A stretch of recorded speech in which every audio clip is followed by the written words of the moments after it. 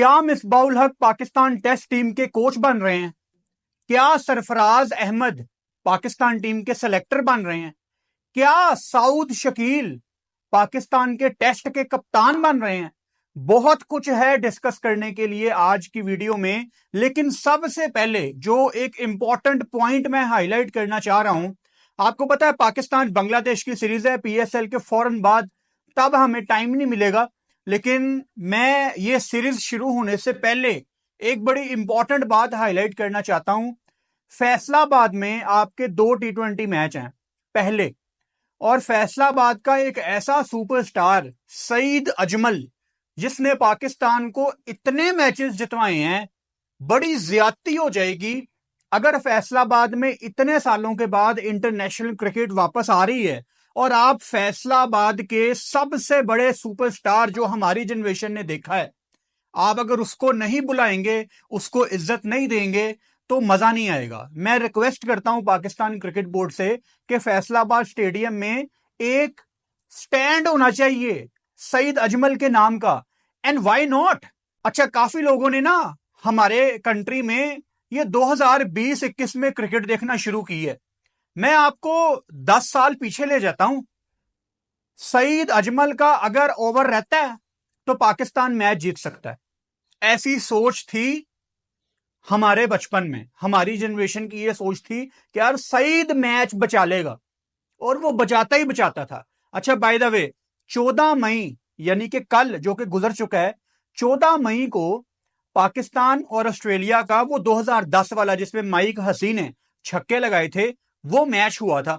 और उसके बाद दुनिया ने एक नई परवाज देखी सईद अजमल की। वो दुनिया का नंबर 1 बॉलर बना, उसने नचा नचा के मारा है सारी दुनिया को, दुनिया के टॉप बैटर्स को उसने कह कह के आउट किया है।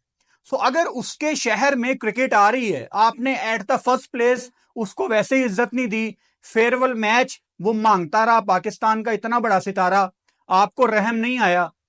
और अब अगर उसके शहर में क्रिकेट आ रही है ना, मैं रिक्वेस्ट करूंगा पाकिस्तान क्रिकेट बोर्ड से कि आप कुछ डिफरेंट करें। सईद अजमल के नाम का स्टैंड होना चाहिए ग्राउंड में। और ये मेरे बड़े दिल की बात है, बड़े कम लोग इसको समझेंगे। हम आज पाकिस्तान के जिस मर्जी स्टेडियम में जाते हैं, चाहे वो कराची का स्टेडियम है, वो लाहौर का स्टेडियम है, हमें कुछ हमारे रिस्पेक्टिव पुराने क्रिकेटर्स के स्टैंड नजर आते हैं। मैं यहां पे किसी का नाम नहीं लूंगा, डिसरिस्पेक्ट हो सकती है, बट जिन्होंने 1970 1980 में भी क्रिकेट खेली है ना, आज भी उनके नाम के स्टैंड मौजूद हैं। देखो, जो आज की ये वाली जनरेशन है ना, ये कनेक्ट नहीं कर पाएगी कभी भी उन क्रिकेटर्स के साथ जो आज से 40 35 पता नहीं कितने साल पहले खेले हैं। तो आपको टाइम के साथ साथ वो जो पुराने क्रिकेटर्स हैं, जैसे वो रिटायर हो गए, आपको उनके स्टैंड्स को भी रिटायर करना चाहिए। आपने एक क्रिकेटर जिसने 1980 में क्रिकेट खेली है, आप उसके नाम का स्टैंड आज आपके स्टेडियम्स में है, मिसाल के तौर पे आप उनके नाम को रिटायर करें।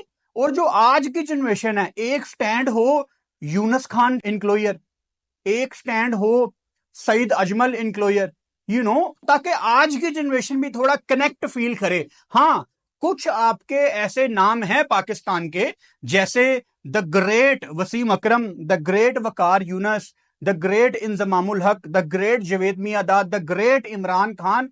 इनके नामों को नहीं आपको चेंज करना चाहिए, लेकिन फिर उसके बाद अगेन बड़ी रिस्पेक्ट के साथ ऐसे बहुत ज्यादा क्रिकेटर्स हैं जिनके नामों के स्टैंड पता नहीं, मैं तो अपने बचपन से देखता आ रहा हूं और मेरे बड़े भी अपने बचपन से देखते आ रहे हैं। तो सईद अजमल के नाम का एक स्टैंड भी होना चाहिए, और प्लीज आप उनको बुलाएं, इज्जत दें। फैसलाबाद के लोग आपको वैसे बड़ा प्यार करते हैं और मजीद आपको प्यार करना शुरू हो जाएंगे अगर आप फैसलाबाद के अपने बेटे को बुलाएंगे और उसको इज्जत देंगे। ये इज्जत देने का सिलसिला शुरू करते हैं। ये बात शुरू में ही मेंशन करना बहुत इंपॉर्टेंट थी, क्योंकि ये कल रात से मेरे दिल में थी और इसको मैंने पेंडिंग नहीं करना था, बिकॉज अगर मैं पेंडिंग कर देता तो फिर मुझे जरा बना के बात करनी पड़नी थी। तो अभी मैं थोड़ा इस बारे में इमोशनल भी था, मैं दिल से बात करना चाह रहा था। तो आई थॉट कि डजंट मैटर कितने इंपॉर्टेंट टॉपिक हैं, उनको बाद में रखते हैं, पहले इमोशंस आप तक पहुंचाते हैं, जो कि मैं शुरू से पहुंचाता आ रहा हूं। अच्छा, मिसबाउल हक की बात चल रही है। कि जी मिसबा पाकिस्तान टीम के अगले रेड बॉल कोच होंगे। ठीक है, फिर तुम वकार यूनुस भी ले आओ, फिर आप विकी भाई को भी ले आओ। अगर आपने इतना ही पीछे जाना है तो ठीक है, फिर सबको इकट्ठे कर लो। फिर आप साउद शकील को टेस्ट का कप्तान बनाना चाहते हैं। मतलब ठीक है, मैं इस चीज को बहुत बारीकी से समझता हूं कि test cricket, T20 cricket, one day cricket तीनों अलग अलग फॉर्मेट है, लेकिन आपको स्टिल कहीं ना कहीं समझना है कि टेस्ट क्रिकेट चाहे आप जितनी मर्जी जाके बॉलें रोक लो, at the end of the day हर टीम अब बेहतर स्ट्राइक रेट के साथ, अब बेहतर अग्रेसिव माइंडसेट के साथ टेस्ट क्रिकेट में जाती है। टीमों की कोशिश होती है कि हम 350 400 लगा के डिक्लेयर करें और डिसीजन की तरफ जाएं। क्या पाकिस्तान का ये जो थिंक टैंक जिसकी खबरें आ रही हैं, मिसबाउल हक, टेस्ट में बड़ी सर्विसेज है उनकी, again defensive mindset. Saud Shakeel जो PSL में 13 बॉलों पे 13 खेल रहा है, विद ऑल ड्यू रिस्पेक्ट, मुझे वनडे में ठीक है साउथ बनता है, टेस्ट में भी बनती है उसकी जगह, लेकिन as a captain, as a leader, I am not sure. अब ये कहने का मतलब ये नहीं है कि आप शान मसूद को ही कप्तान बनाई रखें। शान मसूद ने भी बड़ी नालायकियां की हैं, उसने पूरा अपना केस बना के दिया कि जी मुझे कप्तानी से उतार दो, लेकिन साउद शकील की तरफ जाना, मेरे ख्याल से आप 10 कदम पीछे चले जाएंगे फ्यूचर से। और मैं सरप्राइज नहीं होऊंगा अगर पाकिस्तान ये स्टेप उठा ले, क्योंकि हम मशहूर हैं बोंगे स्टेप्स उठाने के लिए, हम मशहूर हैं ऐसे कदम उठाने के लिए जिसमें हमारी क्रिकेट पीछे चली जाती है। यहां पे अगेन हर दूसरे दिन हमें किसी ना किसी बात पे PCB चेयरमैन मोहसिन रजा नकवी को ब्लेम करना पड़ता है। वो कुछ तो गलत कर रहे हैं, कुछ तो वो गलत कर रहे हैं ना, कुछ नहीं बल्कि काफी ज्यादा चीजें गलत कर रहे हैं। मतलब हमारे कंट्री की जो आज सूरत हाल है उनके ऊपर बहुत बड़ी जिम्मेदारी है, और क्रिकेट एक बड़ी छोटी चीज है उन जिम्मेदारियों के आगे जो जिम्मेदारियां पाकिस्तान का इंटीरियर मिनिस्टर इस टाइम निभा रहा है। बहुत बड़ी पोस्ट पे हैं वो। ऐसे बंदे के पास तो टाइम नहीं होना चाहिए कि वो 2-2 महीने एक क्रिकेट मैच टीवी पे देखे। वो हमारे कंट्री की क्रिकेट के फैसले कर रहा है, और जब वो इतने मसरूफ होंगे तो ऐसे ही तो फैसले करेंगे वो कि वहाब नू ले आओ, मिसबा नू ले आओ, गैरी कर्स्टन को फारिग कर दो, तौबा।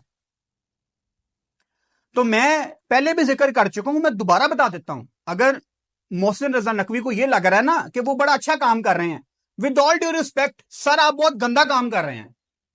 और अभी से नहीं, आपके गलत फैसलों के ऊपर एक पूरा ऐसे लिखा जा सकता है 300 लाइनों का कि आपने कब कहां कितने गलत फैसले किए हैं।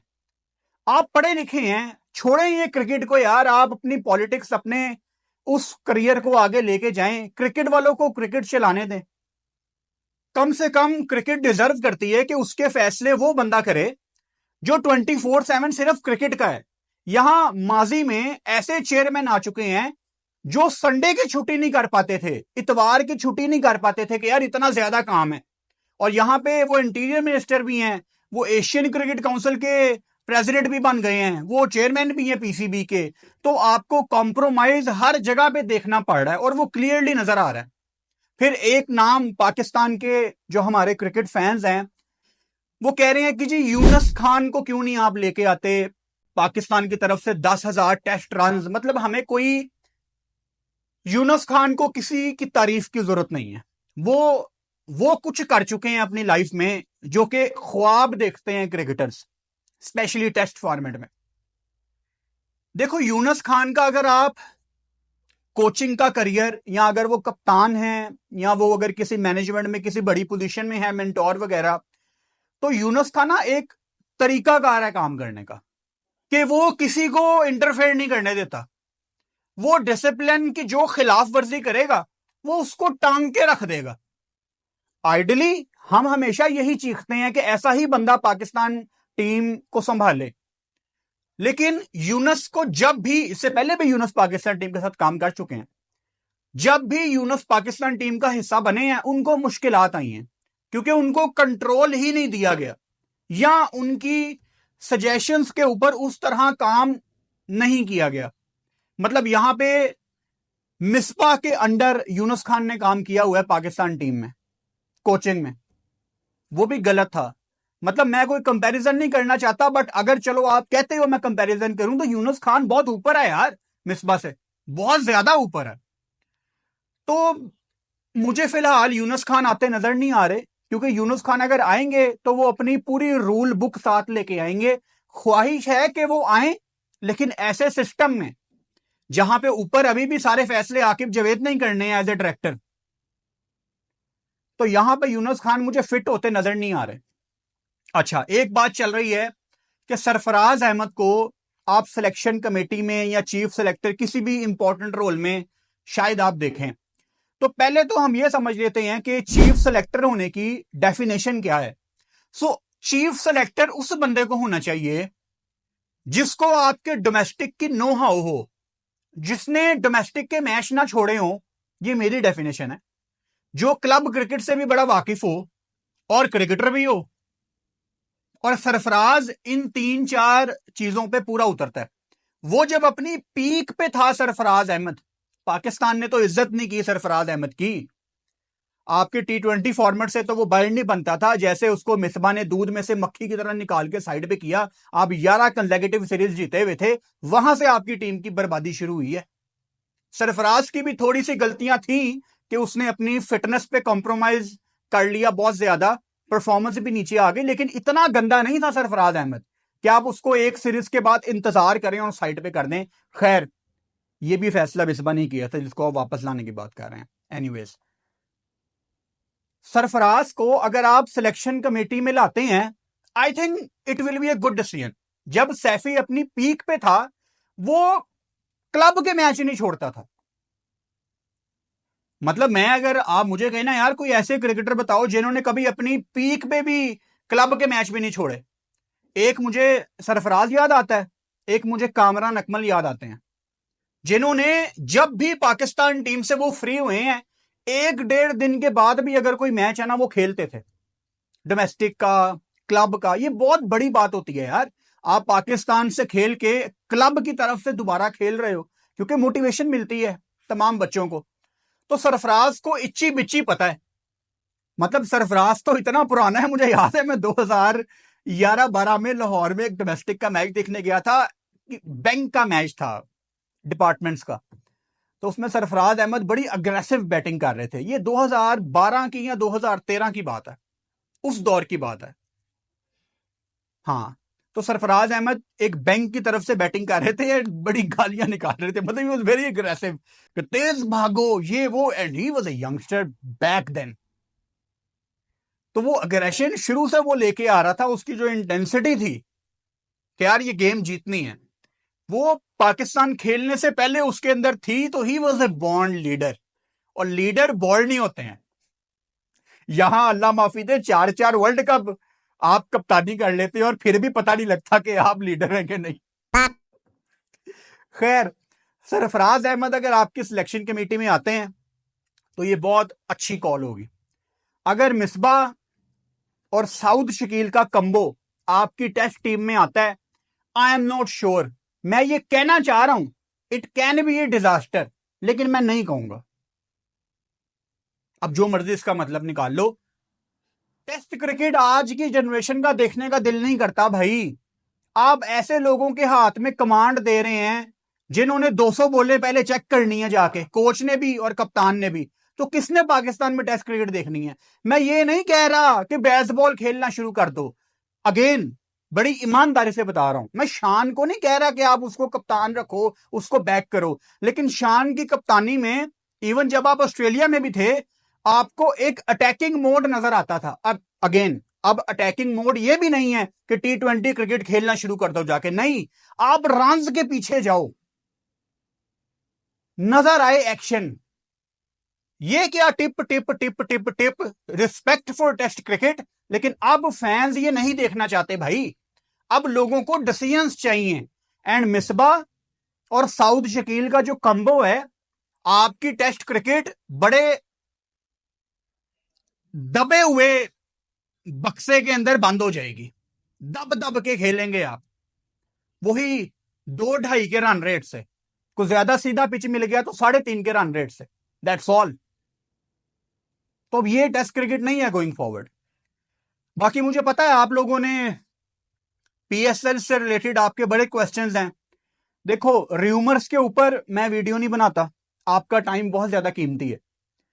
कौन सा फॉरेन प्लेयर किस टीम में आ रहा है, ये information Pakistan super league officially release करेगा। अब आज 15 तारीख है, कल 16 है ऑब्वियसली, और 17 को मैच है। तो इन एन आइडियल वर्ल्ड तो इनको आज रात को या कल सारे अपडेटेड स्क्वाड अनाउंस कर देने चाहिए। तो जैसे ही ये स्क्वाड अनाउंस करेंगे हम फिर उसको डिटेल में डिस्कस करेंगे।